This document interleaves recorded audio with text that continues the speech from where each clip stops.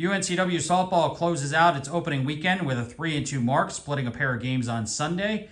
The Seahawks defeated Furman by a 3-2 count after falling to North Dakota State earlier in the day. And Coach, you mentioned it yesterday when we talked that after the first loss of the season, you want to try and rebound, and you still have the objective of getting to 4-1. You got to 3-2. You have to be pretty proud of the weekend. I am definitely proud of the weekend, and especially after losing in game 1 today, being able to bounce back and finish the weekend on a high. And I couldn't be more proud of the team. They did a great job. They were gritty. They did everything we asked of them in the second game and really turned it around, which is great for us. Let's focus on that second game a little bit. You fall behind 2-0, but you clawed back, got a single run in 3 innings, and were able to punch the ticket into the win column. What does it say about your team to be able to fight back and overcome that 2-0 deficit?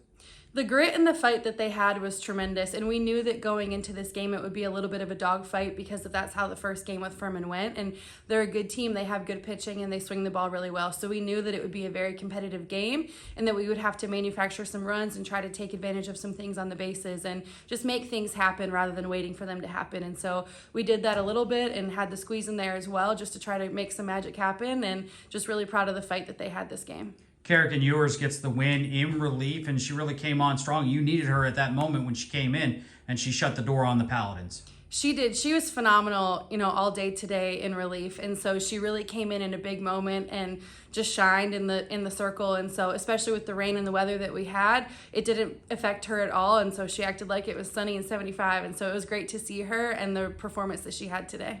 We also talked over the course of the weekend about adversity and how you handle things. Weather came in during the second game, and you were hoping to get through it without the raindrops, but your team was able to overcome that and get the victory. What does that say to you about this team early on?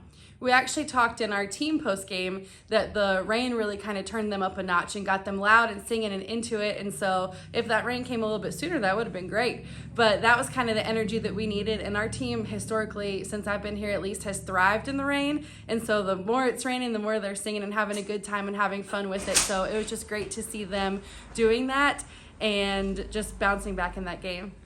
3 wins in your opening 5 games, obviously still fresh after the end of the final game. But what do you take away from this opening weekend, both good and bad?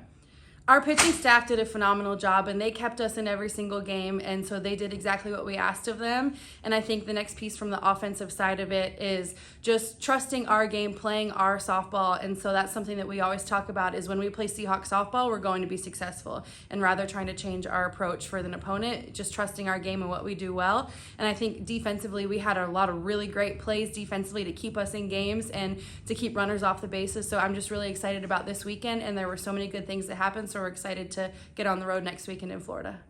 Seahawks 3-2 to open the 2024 season. Coach, thanks for the time, and congratulations on a successful weekend. Thank you.